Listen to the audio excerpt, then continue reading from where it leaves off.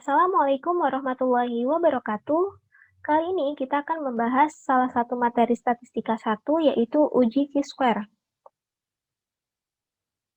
Nah, uji Chi-square ini memiliki syarat dan ciri-ciri. Untuk syaratnya, yang pertama yaitu skala data yang digunakan adalah nominal dan ordinal. Kemudian yang kedua, nilai harapan tidak ada yang bernilai 0. Untuk ciri-cirinya, yang pertama selalu bernilai positif, dan yang kedua, kurva distribusi Chi-square condong ke kiri. Nah, uji Chi-square ini terdiri dari dua jenis. Yang pertama adalah uji data multinomial, dan yang kedua adalah uji independensi. Bedanya, kalau uji data multinomial digunakan untuk menguji adanya persamaan atau perbedaan antara proporsi yang diharapkan dengan proporsi dari pengamatan sampel. Sedangkan uji independensi digunakan untuk menguji keterkaitan antara dua faktor yang diselidiki. Untuk lebih jelasnya, kita akan membahas contoh soal. Soal yang pertama, seorang pengusaha keripik di Bandung menghasilkan keripik dengan tingkat pedas berlevel, yaitu level 1, level 2, dan level 3. Pengusaha tersebut berharap keripik yang dihasilkannya dapat terjual dengan perbandingan 2:3:4 untuk level 1, 2, dan 3. Setelah dipasarkan, ternyata keripik level 1 terjual 55 unit, keripik level 2 terjual 70 unit, dan keripik level 3 terjual 75 unit dengan confidence interval 95%. Apakah harapan pengusaha tersebut Nah, soal ini termasuk contoh soal uji data multinomial, karena di sini kita menguji apakah harapan pengusaha tersebut sama dengan hasil observasi atau pengamatan. Jadi di sini harapan pengusahanya kan keripik yang dihasilkan dapat terjual dengan perbandingan sekian. Namun observasinya keripik yang terjual berjumlah 55 unit untuk level 1, 70 unit untuk level 2, dan 75 unit untuk level 3. Jadi di sini kita akan menguji apakah harapan pengusaha tersebut bisa terpenuhi.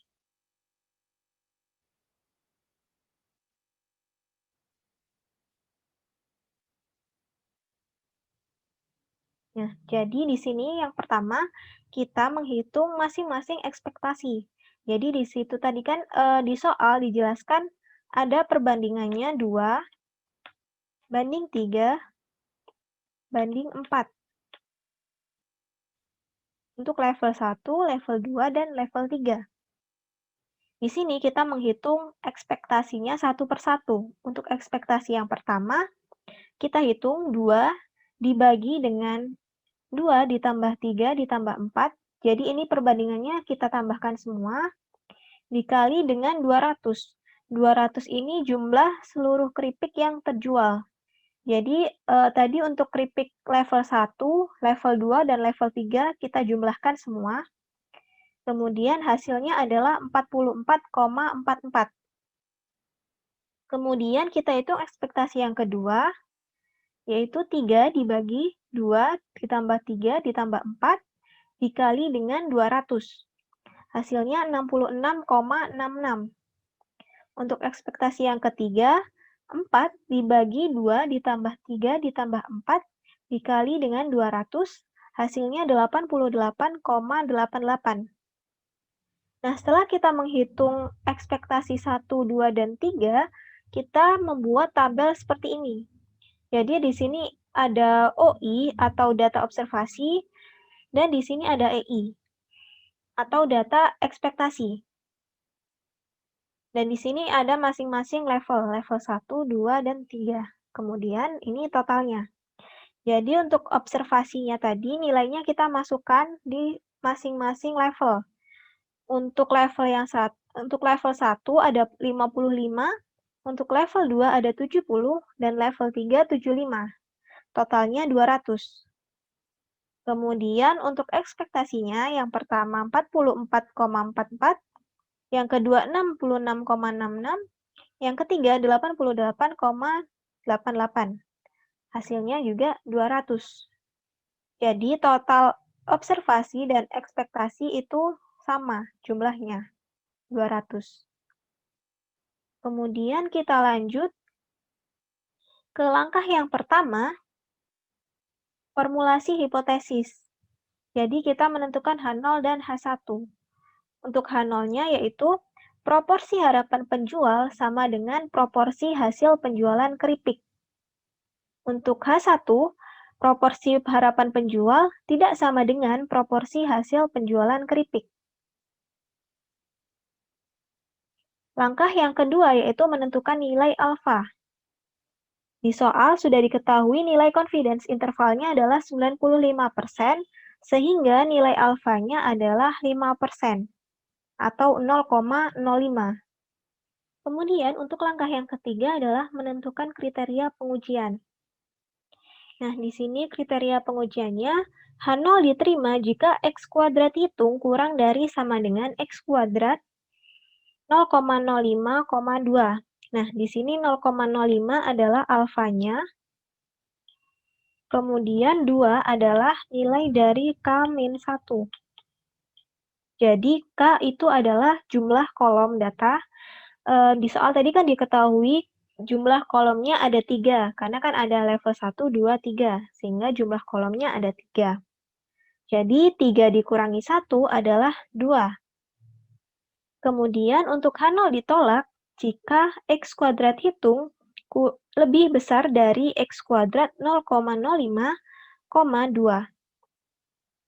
Nah, kemudian kita bisa lihat di tabel Chi-square, nilai 0,05, ini 0,05,2, DF-nya 2, sehingga kita dapatkan nilai 5,991.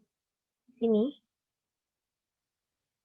Sehingga kriteria pengujiannya H0 diterima jika X kuadrat hitung kurang dari sama dengan 5,991, H0 ditolak jika X kuadrat hitung lebih besar dari 5,991. Sehingga kita bisa gambarkan seperti ini. Jadi di sini adalah 5,991. Kemudian di sebelah sini adalah H0 ditolak yang diarsir. Dan di bagian sini yang tidak diarsir adalah H0 diterima. Kemudian langkah selanjutnya kita menghitung X kuadrat hitung dengan rumus sigma K I sama dengan 1, OI dikurangi EI dikuadratkan dibagi dengan EI. Jadi dari nilai-nilai yang sudah kita hitung sebelumnya, yang ada di tabel sebelumnya, kita jumlahkan semuanya, selisihnya. Jadi 55 ini untuk data observasi yang pertama atau yang level 1 dikurangi dengan 44,44. Ini adalah nilai ekspektasi yang pertama dibagi dengan 44,44. Ini ekspektasi yang pertama. Ditambahkan dengan 70 ini data observasi yang kedua, dikurangi 66,66, ini ekspektasi yang kedua, dikuadratkan, kemudian dibagi dengan 66,66. Kemudian ditambah dengan 75, ini observasi yang ketiga, dikurangi 88,88, ini ekspektasinya yang ketiga, kemudian dikuadratkan, dibagi dengan 88,88. Sehingga hasilnya adalah 4,84. Nah, karena sudah ketemu X kuadrat hitungnya 4,84, kita lihat di kriteria pengujiannya. 4,84 ini masuk di H0 diterima atau H0 ditolak. Nah, bisa kita lihat bahwa 4,84 ini kurang dari 5,991. Sehingga termasuk kriteria H0 diterima. Sehingga dapat kita simpulkan bahwa H0 diterima karena X kuadrat hitung sama dengan 4,84, di mana 4,84 ini kurang dari 5,991. Artinya, Proporsi harapan penjual sama dengan proporsi hasil penjualan keripik.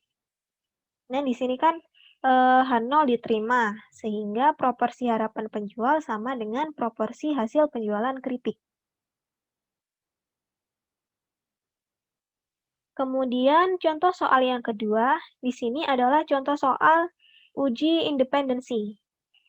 Berikut ini adalah hasil pengamatan tentang kecepatan respon dan tingkat penjualan pada 200 toko online di Indonesia.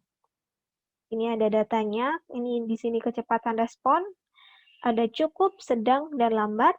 Kemudian untuk tingkat penjualan ada tingkat tinggi, sedang, dan rendah. Dengan menggunakan alfa sebesar 10%, apakah tingkat penjualan bergantung pada tingkat respon toko online? Nah, di sini bisa kita ketahui bahwa ini adalah contoh soal uji independensi. Karena di sini kita menguji apakah ada ketergantungan atau keterkaitan antara tingkat penjualan dan kecepatan respon. Jadi, kecepatan respon ini faktor 1 atau faktor yang pertama terdiri dari 3 kategori, yaitu cukup, sedang, dan lambat. Kemudian untuk faktor yang kedua adalah tingkat penjualan, terdiri dari 3 kategori juga, ada tinggi, sedang, dan rendah. Oke, pertama-tama kita menghitung nilai observasi dan ekspektasi masing-masing kategori. Jadi di sini yang ada di soal, yang sudah diketahui di soal adalah nilai observasinya. Jadi di sini ada 35, 25, dan sebagainya. Itu sudah diketahui di soal. Kemudian kita jumlahkan masing-masing nilai observasi di setiap kategori.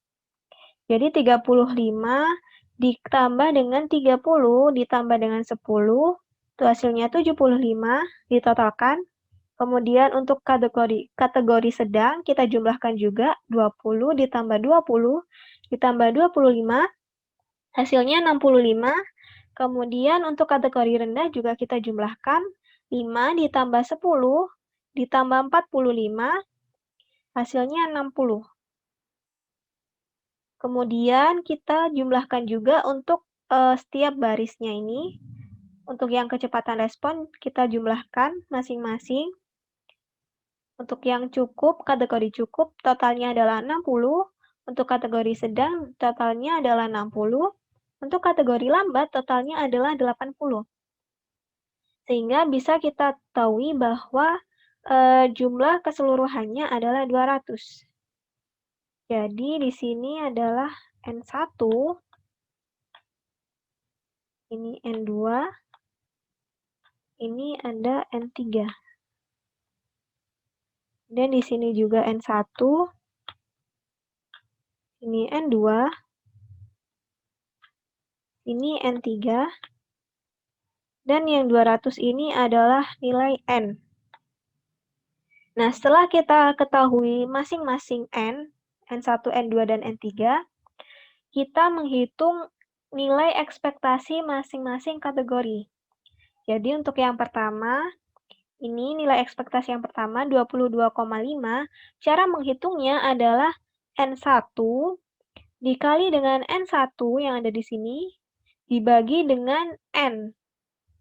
Jadi 75 dikali dengan 60 dibagi dengan 200. Hasilnya adalah 22,5. Ini adalah ekspektasi yang pertama. Selanjutnya kita cari yang kedua. 22,5 ini didapat dari 75 dikali dengan 60 dibagi dengan 200. Hasilnya adalah 22,5. Kemudian yang di sini 30 didapat dari 75 dikali dengan 80 dibagi dengan 200. Tuh, ketemu hasilnya 30. Kemudian untuk yang di sebelah sini, ini didapat dari 65 totalnya, dikali dengan 60, dibagi dengan 200. Kemudian untuk yang di sebelah sini, 65 dikali dengan 60 dibagi dengan 200. Hasilnya 19,5. Kemudian untuk yang ini, 65 dikali dengan 80 dibagi dengan 200. Hasilnya adalah 26. Selanjutnya untuk yang di sebelah sini, ini didapat dari 60 dikali 60 dibagi dengan 200. Hasilnya adalah 6. Kemudian untuk selanjutnya, 60 dikali dengan 60 dibagi dengan 200. Hasilnya 6. Kemudian yang terakhir, 60 dikali dengan 80 dibagi dengan 200. Hasilnya 24. Jadi cara menghitung nilai ekspektasinya adalah total yang ada di bawah, yang ada di baris, dikali dengan total yang kolom. Jadi untuk menghitung nilai ekspektasinya yaitu dengan mengalihkan total yang ada di bawah dengan total yang ada di sebelah kanan, kemudian dibagi dengan jumlah N-nya. Nah, setelah kita ketahui semua nilai observasi dan ekspektasinya, kita lanjutkan ke langkah yang pertama, yaitu formulasi hipotesis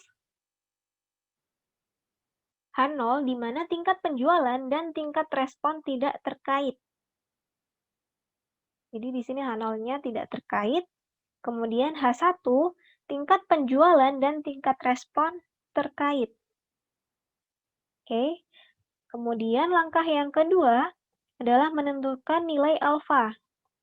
Di soal sudah diketahui bahwa nilai alfanya adalah 10% atau 0,1. Kemudian langkah yang ketiga yaitu kriteria pengujian. H0 diterima jika X kuadrat hitung kurang dari sama dengan X kuadrat 0,1, 4. Jadi 0,1 ini adalah alfanya. Kemudian 4 ini kita dapatkan dari nilai B-1 dikali K-1. Jadi B ini adalah jumlah baris. Tadi di soal jumlah barisnya ada 3, sehingga 3 dikurangi 1 adalah 2. Kemudian K ini adalah jumlah kolom, ada 3 juga. 3 dikurangi 1 sama dengan 2. Berarti di sini 2 dikali 2, hasilnya adalah 4. Kemudian, H0 ditolak jika X kuadrat hitung lebih besar dari X kuadrat 0,1, 4. Nah, selanjutnya kita lihat di tabel C-square.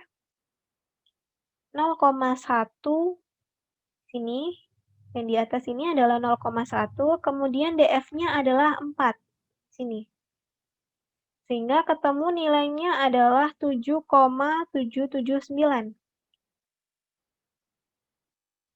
Nah, sehingga kriteria pengujiannya H0 diterima jika X kuadrat hitung kurang dari sama dengan 7,779.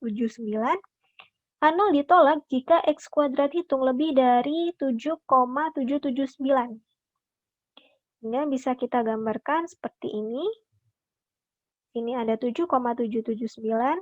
Kemudian yang diarsir ini adalah daerah H0 ditolak. Dan yang tidak diarsir ini adalah H0 diterima. Selanjutnya, kita menghitung X kuadrat hitung. Dengan rumus sigma K, I sama dengan 1, OI dikurangi EI dikuadratkan dibagi dengan EI. Jadi O ini adalah nilai observasi, kemudian E ini adalah nilai ekspektasi. Jadi kita jumlahkan semuanya sama seperti soal yang sebelumnya. Kita jumlahkan satu persatu. Jadi di soal tadi kan ada 3 kolom dan 3 baris. Sehingga kita jumlahkan satu per satu. Hasilnya adalah 44,05. Jadi X kuadrat hitungnya adalah 44,05. Kita lihat di kriteria pengujian. Dia masuk H0 diterima atau H0 ditolak. Nah, 44,05 ini termasuk H0 ditolak karena X kuadrat hitungnya lebih dari 7,79. Dia ada di daerah H0 ditolak. Sehingga bisa kita simpulkan bahwa H0 ditolak karena X kuadrat hitung sama dengan 44,05, di mana nilai 44,05 ini lebih besar dari 7,779. Artinya, karena H0 ditolak, maka H1 diterima. Artinya, tingkat penjualan bergantung pada tingkat respon toko online, atau tingkat penjualan terkait pada tingkat respon toko online. Nah, sekian penjelasan materi mengenai uji Chi-square. Semoga bisa dipahami dan bisa bermanfaat bagi kalian semua. Terima kasih. Wassalamualaikum warahmatullahi wabarakatuh.